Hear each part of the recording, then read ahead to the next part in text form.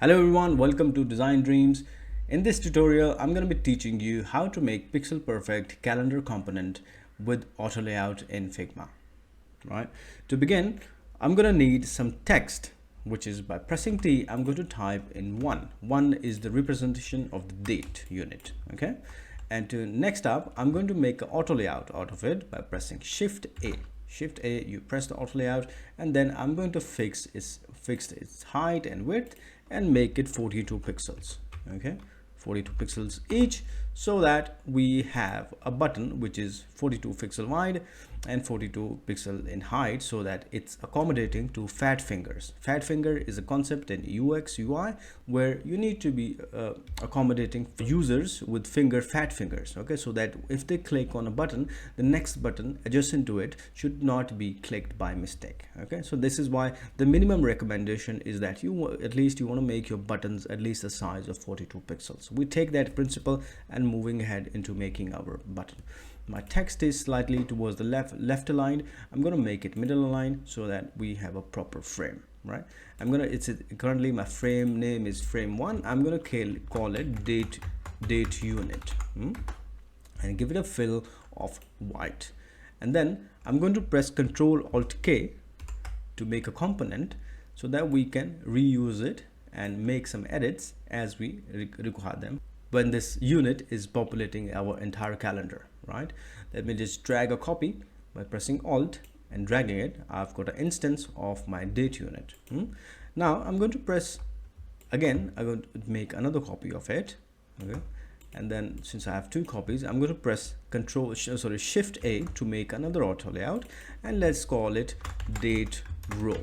Okay, date row is our name of the frame, which is going to accommodate our 7 dates, each representing 1 day of the week. Let's just press Ctrl D 7 times so that we have 7 copies of it. 1 2 3 4 5 6 7. There we go.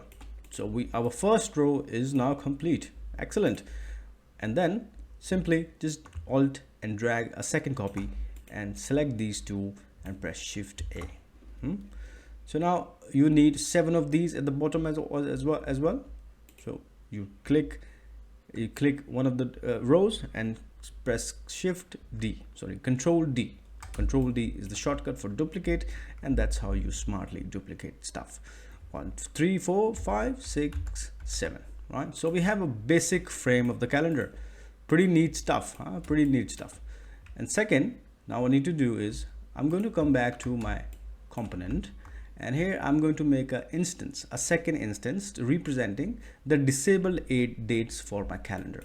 We will have to make multiple instances so that we can play around with the visuals as required in the later stage. Okay, so now this is the second instance. I'm going to call this instance inactive. As you can see on the right hand side, I'm changing its name. Okay, and the property by default for the parent, I'm going to, and for all the units, I'm going to call it date unit, the same as the name of the component. Okay, so we have date unit and date unit. So we have default and inactive. I'm going to change the name of the default as well to active. So we have now 2 states for these buttons, which is active and inactive.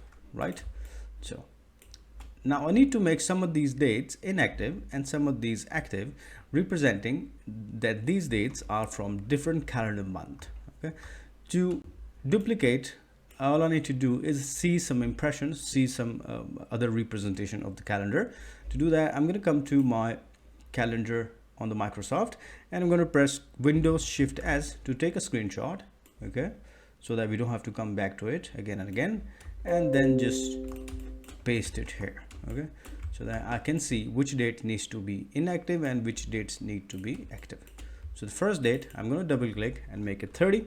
All right, 30, that is for month of June. And now just to make it active, double click it, select it, and then make it inactive.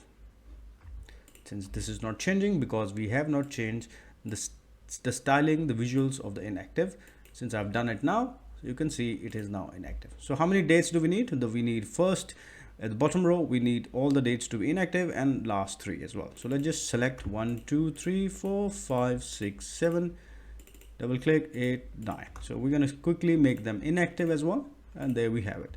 So our code structure of the calendar for the month of July is built. It's that straightforward, guys. Now it is completely pixel perfect. All I need to do is now double click on the text, okay, and change the date. Since this is 1, this is fine. To go to next date, I'm going to press tab 2, press tab, press 3. So I'm going to just repeat the process until all my dates are filled to the point where we are at 9th of the next month.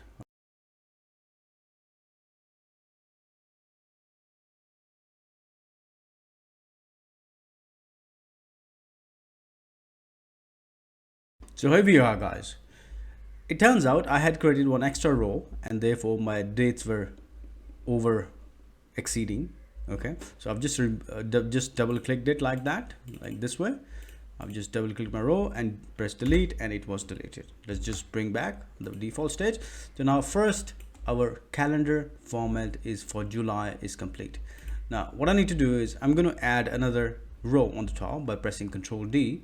Okay, and let's just make the first one back to active, okay, by selecting a component, and then I'm just going to call it S, and then tab. So S for Sunday, and for Monday, and for Tuesday, Thursday, Wednesday,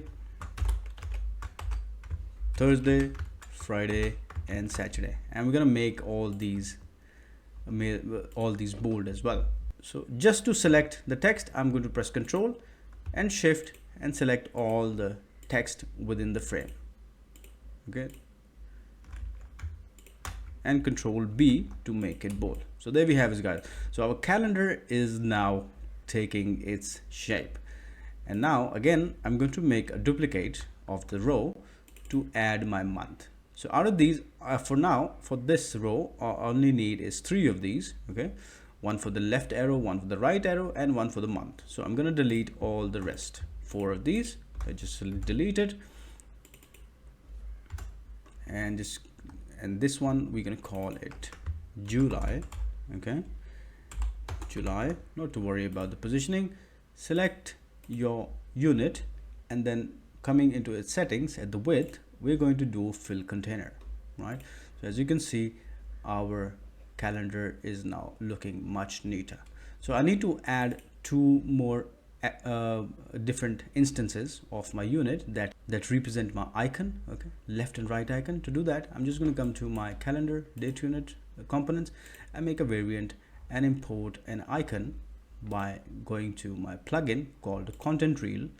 Okay, and then I'm going to select icons, and then in icons, let's just select any of the libraries and just search for arrow.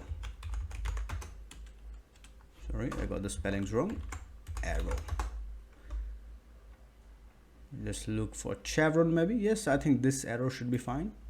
I just clicked it and it is being imported into my file. Okay, let me just Control C, and I'm going to come to this one and press double click and Control Shift R. All right, so there we have it. So we have a third instance of our arrow of our date unit, which is representing our arrows that we're going to need for left and right of the calendar. It is slightly off towards the left. To align it in the middle, I'm just going to double click and drag it and center it, okay, this way, so that we have a good positioning of it. And we're going to call it arrow icon unit, right? So I'm going to come to my Sunday, and then change the unit, change its value, change its component to the next instance, which is arrow. And then again, all I need to do then now is rotate it by, let's say, 90 degrees. Yeah, how much degree I need to do? 180 degree. Let's just do 180 degree for it, so that we have our right positioning for our calendar. In case this one looks bigger, what you can do is just select Control and select your icon, press K. K is the shortcut to scale, and then press Shift and Alt so that it resizes from the middle. Okay, so there we have it. And this one as well, I'm going to change the instance of this particular unit to icon unit, and then we have it. There we go, guys. Pretty neat stuff, huh? Pretty neat stuff. Just with basics, now we have a good working calendar, right? That's cool. So now I'm going to delete the one on the side and let's play around the visuals. Okay, so how to do that? Let's give it a border. Now what I need to do, I need to give a border to my calendar. To do that, all I just do is just select my one of the components and maybe both the components, okay, and then so that I can make changes to them at one go. And then I press stroke, and when I press stroke, I have a boundary around it, and I can change the boundary to something like, let's make it lighter. Okay, there we have it. We have a neat looking calendar for ourselves. Okay, we don't need strokes on these, so you can individually change the styling. All right, for this one you can select it and remove the strokes so that you have, you know, a proper looking calendar. So guys, this is the basics of how you can smartly make pixel perfect calendars. Of course we can play around with the visuals of it, but that's not the point. The point is to demonstrate how to effectively use your Autolayout, and just by pressing Ctrl D and making a component, you can make a scalable and flexible the calendar, right? So hope you like the videos. Please don't forget to like and subscribe so that we can see you in the next.